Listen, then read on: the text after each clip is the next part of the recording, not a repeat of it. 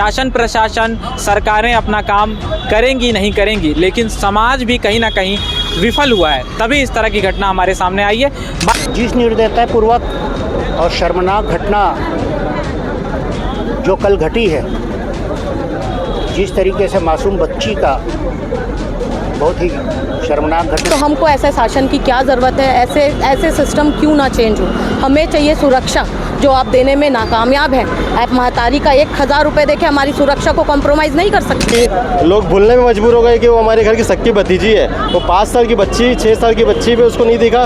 वो एक माता स्वरूप एक कन्या भोजन खाने गई थी वो, उसके बाद भी उसको शर्म नहीं आई कि इतना गंदा कृत्य किया। उनको फांसी पब्लिकली दी जाए, एक मैसेज तो जाए ना ऐसे लोगों के मन में कि ऐसा करने से पहले उनकी रूह कांपे। क्यों नहीं हम ऐसा कोई कानून लाते हैं जिससे महिलाओं के ऊपर इस तरीके का अत्याचार बंद हो जाए? कि वह दोषी प्रवृत्ति के लोगों पर दबाव बना के रखे कि उनको अपराध करने का भय हो, किंतु पिछले 1.5 साल से छत्तीसगढ़ में भय का माहौल नहीं दिखे। आप देखेंगे डेली 10 में से 8 जो समाचार हमें प्राप्त होते हैं वो हत्या एवं रेप के होते हैं। जब किसी शहर में, किसी गांव में, किसी कस्बे में, हमारे देश में जब हैवानियत की कुछ खबरें आती हैं तो कुछ लोग चरमराते हुए सिस्टम को ललकारने, अपना विरोध जताने के लिए सामने आते हैं। उसी के तहत आज सुपेला के घड़ी चौक में युवा कांग्रेस के कुछ लोगों ने दुर्ग के उरला क्षेत्र में हुई नाबालिग के साथ दरिंदगी की घटना के विरोध में अपनी आवाज़ को बुलंद किया। क्या कुछ मामला है, हमने उनसे बातचीत की है, आइए देखते हैं। दुर्ग में हुई नाबालिग के साथ रेप कांड से आप भली भांति परिचित है। इसी संबंध में आज घड़ी चौक पर जो है युवा कांग्रेस ने प्रदर्शन किया है। हमारे साथ कांग्रेस नेता मुकेश चंद्राकर जी हैं, उनसे जानेंगे। आज यहाँ आप लोगों ने प्रदर्शन किया, क्या कुछ आपकी मांगे हैं? जिस निर्दयतापूर्वक और शर्मनाक घटना, जिस तरीके से मासूम बच्ची का बहुत ही शर्मनाक घटना जो घटी, उसके विरोध में हम लोग एक जिम्मेदार नागरिक होने के नाते विरोध प्रदर्शन के लिए यहाँ पर इकट्ठित हुए हैं और आप लोगों के माध्यम से असक्षम पुलिस प्रशासन, अक्षम गृह मंत्री लोगों के इस्तीफे की मांग करते हैं। और जिस तरीके से दुर्ग जिले में अपराधों की संख्या बढ़ी है, नशे का कारोबार बढ़ा है, वो रोकथाम की मांग करते हैं।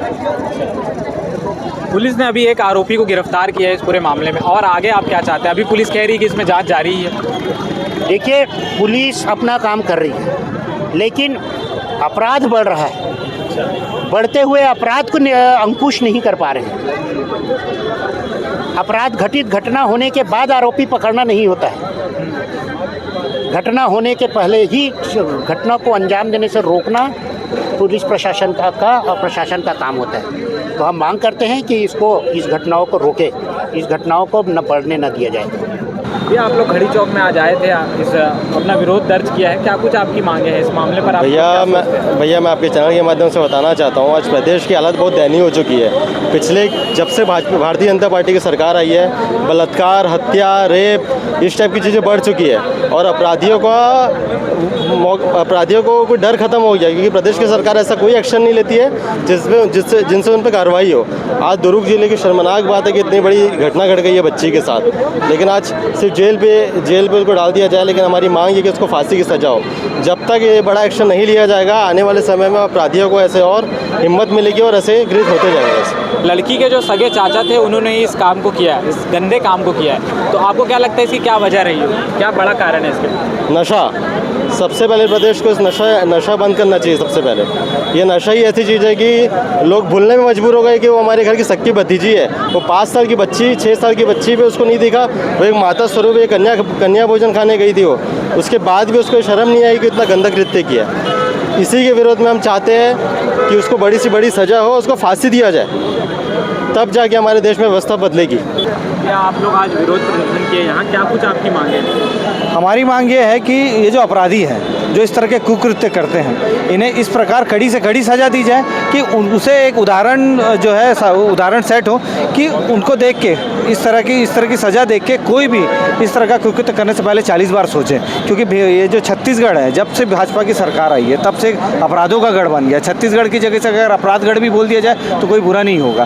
तो जब तक अपराधियों के ऊपर लगाम नहीं कसी जाएगी तब तक ऐसे अपराध होते रहेंगे और लोग उनको देख के जब लोग देखेंगे कि अपराध करने के बाद भी खुलेआम घूम रहा है, तब तक लोगों के अंदर भी अपराध करने से जो सज़ा का जो डर है वो ख़त्म होते जाएगा और लोग अपराध करते जाएंगे। अच्छा, आप लोग आज एक नारा लगा रहे थे कि गृह मंत्री इस्तीफा दो, इसका क्या कारण है इस नारे? देखिए, एक आदर्श जो सत्ता होती है, शासन होता है, उसका नैतिक कर्तव्य होता है कि वह दोषी प्रवृत्ति के लोगों पर दबाव बना के रखे कि उनको अपराध करने का भय हो। किंतु पिछले 1.5 साल से छत्तीसगढ़ में भय का माहौल नहीं दिखा। आप देखेंगे डेली 10 में से 8 जो समाचार हमें प्राप्त होते हैं वो हत्या एवं रेप के होते हैं। तो ऐसे में फिर आप अगर अपनी राज्य की सत्ता को ठीक से सुचारू रूप से नहीं चला पा रहे तो आप इस्तीफा दे दीजिए नैतिक आधार पर। एवं हमारा यह मांग था शासन प्रशासन से कि आप दोषी प्रवृत्ति के लोगों पर भय का माहौल स्थापित करें एवं इस घटना को एक उदाहरण के तौर पे स्थापित करें ताकि आने वाले समय कोई भी ऐसा अपराध करने पहले 1000 बार सोचें। कांग्रेस की प्रदेश सचिव भी मौजूद हैं, उनसे भी जाने। मैडम, आप लोग यहाँ आज आए थे, विरोध प्रदर्शन किया, आप लोगों ने नारे भी लगाए, गृह मंत्री के इस्तीफे की भी मांग की। आप लोग क्या कुछ मामला है, आप लोग बताइए। देखिए, ये जो लास्ट डे जो हुआ है, एक बच्ची के साथ 6 साल की बच्ची के साथ जिस तरीके का बलात्कार हुआ है और ये बलात्कार के बाद उसको सिगरेट से जलाया गया है, उसके साथ उसका गला दबा के उसको मार दिया गया है, ये कोई छोटी मोटी बात नहीं है। ये बहुत बड़ी बात है कि एक छोटी बच्ची का बलात्कार हो जा रहा है। आपके शासन में किसी तरीके का किसी को डर नहीं है, तो हम क्यों ना मांग करें? जब हम महिला सुरक्षित नहीं हैं, हम कंटिन्यू बलात्कार हर दिन सह ही रही हैं, तो हमको ऐसे शासन की क्या ज़रूरत है? ऐसे सिस्टम क्यों ना चेंज हो? हमें चाहिए सुरक्षा, जो आप देने में नाकामयाब हैं। आप महतारी का 1000 रुपये देके हमारी सुरक्षा को कॉम्प्रोमाइज़ नहीं कर सकते। आप वो 1000 से हमारी सुरक्षा को कॉम्प्रोमाइज़ नहीं कर सकते। हमें सुरक्षा चाहिए, वो 1000 रुपये मत दो, लेकिन सुरक्षा तो दो। हम घर से बाहर निकले, वापस की गारंटी नहीं है। ये किस तरीके का सिस्टम चल रहा है, किस तरीके का संभाल रहे हैं ये प्रदेश को?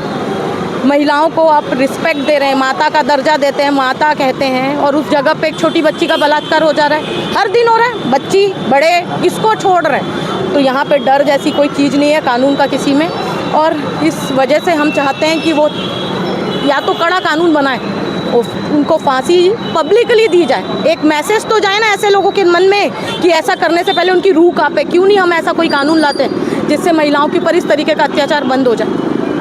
ऐसा है कानून क्यों नहीं आता? तो हम चाहते कि ऐसा कानून लाए। या नहीं हो पा रहा है, आपसे नहीं संभल पा रहा है, तो आप इस्तीफा दीजिए। गृह मंत्री जी भी इस्तीफा दें और सीएम विष्णुदेव साय जी भी इस्तीफा दें। हम इस चीज़ की हम सारी महिलाएं मांग करती हैं कि वो इस्तीफा दें। अपनी सगी बच्ची के साथ खुद के घर में ही रेप के मामले तो अक्सर आते रहते हैं हमारे देश में, लेकिन ऐसा मामला पहली बार आया कि एक 7-8 साल की बच्ची, नाबालिग बच्ची को उसी के घर में इस वारदात को अंजाम दिया गया। इस पर आप क्या सोचते हैं, इसका मुख्य कारण क्या होगा? अब इसका मुख्य कारण तो लोगों की नीच सोच, घटिया सोच, जिसके कारण उन लोग इस टाइप का कृत्य करने के लिए आगे बढ़ते हैं। लेकिन और उन लोग को ये भी पता है कि प्रशासन के पास इस टाइप का कोई कानून नहीं है। कुछ दिनों के बाद उनको सजा वापस माफ़ी मिल जाएगी, उनको घर छोड़ दिया जाएगा। लेकिन मैं मतलब सरकार से ये अनुरोध करती हूँ कि ऐसी सज़ा बनाएं इन लोगों के लिए, ताकि ऐसा काम करने से पहले वो हज़ारों बार सोच पाए। आज बेटियाँ घर पे भी सुरक्षित नहीं हो पा रही हैं, क्योंकि अब बोले चाचा के बाद तो लोगों को भरोसा रहता ही है।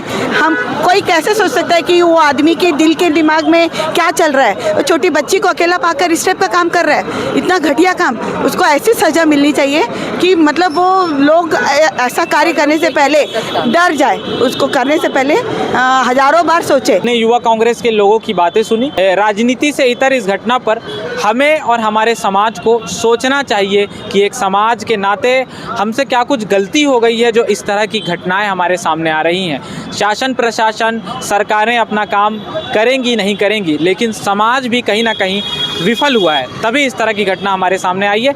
बाकी इस मामले पर आप क्या सोचते हैं, अपनी राय कमेंट बॉक्स में ज़रूर दें। खबरों के लिए बने रहें भारतीय मीडिया नेटवर्क के साथ।